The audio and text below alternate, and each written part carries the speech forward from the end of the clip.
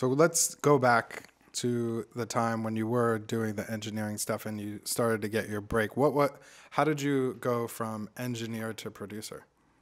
Well, it's only 3 inches, but it's the longest 3 inches in the world to go from that chair to that chair, right? Because when you're engineering, you're getting the sound and making sure everybody's comfortable and the sound does what the producer wants it to sound like. In those days. Now, engineers are producers, but in those days they weren't. You were the engineer. You recorded it and mixed it, right? For the most part.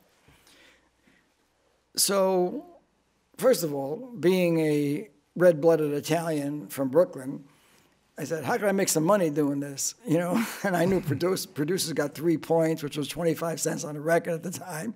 I said, I'm being paid $10 an hour. I said, maybe I should do that. So that's just in spirit of the honesty of the defiant ones, right? Yeah. Mm-hmm. But I wasn't sure if I could do it, but it just felt like you can get more girls if you do that. It felt like all those things, you know what I mean? It felt like being the road manager or in the band, you know, and to me. Right. So that's why I wanted to make the jump. And I wish I could tell you it was poetry, but it wasn't. But when did you actually get to do it? Like, who gave you the opportunity to produce rather than Patti Smith. Patti Smith. I mean, come on. Yeah, I was an engineer. She's working there doing her album before Easter, and I was working all night. I would go in late at night and like try to take famous records from the vault and try to make them sound like the records. So I would. Oh, that's cool. Just practicing, you know. And she would see that, and Springsteen worked from 12 to 12, so it would be after that I would do it, you know. And 12 a.m. to 12. Yeah, noon to midnight every day. Wow. That was, that was a human day. Most of the time we went to 2 or 3. Sessions were 14, 15 hours in those days. That's just the way it was. Because you had one day in the studio, you do a lockout, and you got to get as much done as you can. So say it costs $1,000 for a lockout. So that means, it's like all you can eat. Yeah. Right? so you go in there and you just go, you work as hard as you can, as long as you can. And not only that, Bruce Springsteen doesn't want to stop working. I learned my work ethic from him. I said, 6 o'clock, let's go home. That's what I learned from where I grew up.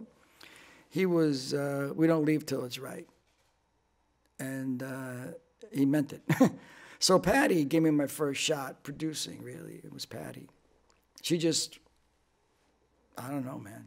You never know why. She just believed.